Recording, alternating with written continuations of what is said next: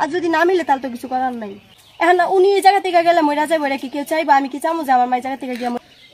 এটা তো আমার সম্মতি আছেই। বিয়ে হয়েছে আমার 1 মাস ধরে আমার সম্পর্ক। মানে আপনি মেয়ের শ্বশুরের সাথে? মানে মেয়ের বিয়ের পর থেকে আপনার মেয়ের শ্বশুরের সাথে সম্পর্ক? আমার টাকা পয়সা লাগবে, আমি কেন বিয়ে শাদী করছি, এখন আমি না না, এটা একদিনে তালাক, একদিনে বিয়ে কিভাবে সম্ভব? সম্ভব এটা তো হয়, আমার টাইম দিতেছে না। মেয়ের বিয়ে হয়েছে আমার। এখানে আপনি টাকা পয়সা নিয়ে বিচার সালিশ করেছেন, বিষয়টা আপনি কি বলছেন? এটা এরা চাচ্ছিল যে মেয়েটা কেন এখান থেকে যাবে। নালিশ করলো, মেম্বার আমার আর উঠাই দিল হাতে, উঠাই দিয়ে মেম্বারের ড্রাইভারে রিক্সা করে আমার দিয়ে দিছে। রিক্সার মধ্যে গিয়ে আমার এই রোডের মধ্যে আপনার গাড়ির মধ্যে আমার কাপড় লতা ফালাই দিল, আমারে কয় ধাক্কা দা ফালাই দিব, আমার মোবাইল দিয়ে বাড়ি মারলো, চর মারলো, আমার ধাক্কা দা ফালাই দিব, খারাপতে লাথি মারবো, যা বেবাক যা বন্ধ কইবার মতন না। এগুলা করতে করতে আমি বাস স্ট্যান্ড গেছি। বাস স্ট্যান্ড গিয়ে আমার খারাপতে লাথি মারতাছে, আমি টাকা দিতাম, আমার টাকা কই? আমি আমার টাকাগুলা নাই, আমার টাকাগুলো আমার খরচ হয়েছে। তালাক কবে দিয়েছেন সেটা বলেন। তালাক দিছি আমি রবিবারে। বিয়ে করছেন কবে? গত রবিবারে আমি তালাকের কাগজ দিছি, দিয়া রবিবারে আমি বিয়া করছি।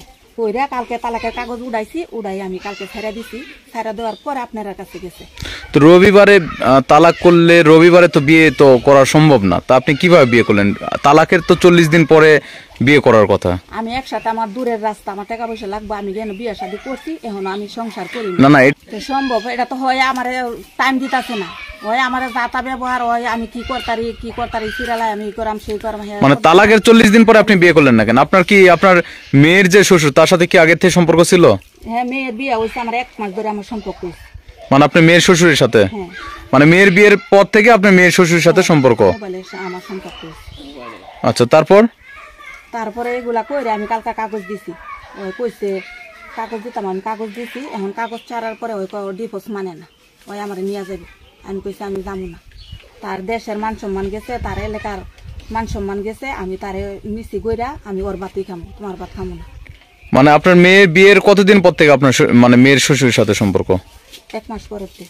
1 মাস পরের থেকে আপনার সাথে সম্পর্ক। তারপরে আইলাম 1 মাস পরে। এমনি কি আপনার ঢাকাতে কোনো কিছু করছেন কিনা? না, ঢাকা মোবাইলে কথা কইছি, এভাবে কোনো কিছু করি না। তারপরে এখানে? হ্যাঁ।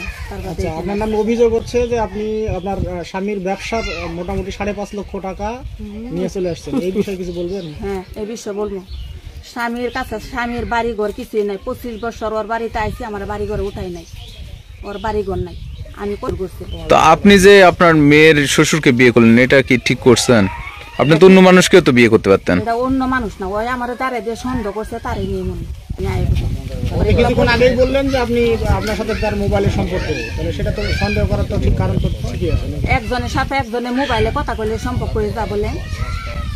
আচ্ছা, ঠিক আছে। এখন বিষয়টা হচ্ছে আপনি এবং আপনার মেয়ে এক পরিবারেই আছেন, সেই জায়গা থেকে আপনার কেমন লাগছে? এখন ভালো লাগছে। যতটুকু জানি, আমি যখন মানে এই জায়গায় আসছি বেড়াইবার লাগে, তখন আমার বলছে, আমি কইছি যে তুমি যে যাইবা কি আব্বু জানে? কই কি তুই তো জানোসি যে তোর আব্বু অন্য কোনো এখানে যাইতে দেয় না। এটা সত্যি, যদি উনি বলে যে বেড়াইতে যাবো 2 বছর হোক 5 বছর হোক, উনি যাইতে দেয় না। আসার পরে তুমি এই জায়গায় কতদিন বেড়াইবা? আব্বু মানে করতেছে, কইতেছে আমি ঈদের পরেই চলে যাবো না। উনি আর পরে সন্দেহ করছে, মানে যেদিন আমরা আসছি শনিবারে আব্বু সকালবেলা আসছে, পরে আব্বু আইলো, তারপর আমরা তুইলা দিলাম। উনি ঈদ দিয়া মাইক দূর করছে। আবার যে গাড়িওয়ালা উনি মেম্বারে বলছে 5,000 টাকা নাকি ঘুষও দিছিল। কারে? মানে মেম্বারে আব্বু 5,000 টাকা ঘুষ দিছিল নাকি আমার আম্মু নিয়ে যাওয়ার লাগে। আচ্ছা, বকাবকি করলাম যে আব্বু কান্নাকুটি করে, এটা করে ওটা করে, আমি করে টাকা দিতে পারি। পরে আমরা বললাম উনিরই কথা যে উনি মামলা করবে, এটা করবে। আমি কইছি যে আপনার যদি ভালো হয় যে মামলা করে আমার আম্মুরে নিতে পারেন তাহলে নেন। তোমার আম্মু যে তোমার শ্বশুরকে বিয়ে করছে, এই কাজটা কি ঠিক করছে কি ঠিক করে না? মিল হয়ে গেছে, কি আমরা কি চালিকার বাধা দিতে পারবো? উনি যদি এই জায়গা থেকে যায় তাহলে উনি বিষ খাইবো, নাহলে মরা যাইবো। তাহলে আমি কি চাবো যে আমার মায়ের জায়গা থেকে গিয়ে বিষ খাক বা মরা যাক? তো তোমার আম্মু যে একদিনে বিয়ে করলে একদিনে ডিভোর্স দিলে, এটা তো ঠিক করে নাই। এটার বিষয়ে কি বলবা? আর সাক্ষী তোমরাই। ডিভোর্স দিছেন, আপনার বিবেকে কি করা যায়, এটা কি করা যায় আপনারা করেন। এটা তো আমার সম্মতি আছেই।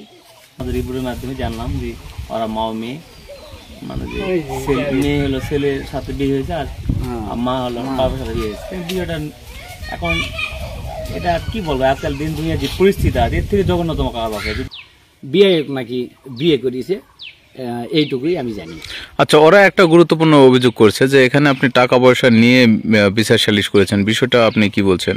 এটা এরা চাচ্ছিল যে মেয়েটা কেন এখান থেকে যাবে, এই জন্য আমি চাচ্ছিলাম না যে এটা মা এবং মেয়ে একই বাড়িতে থাকবে।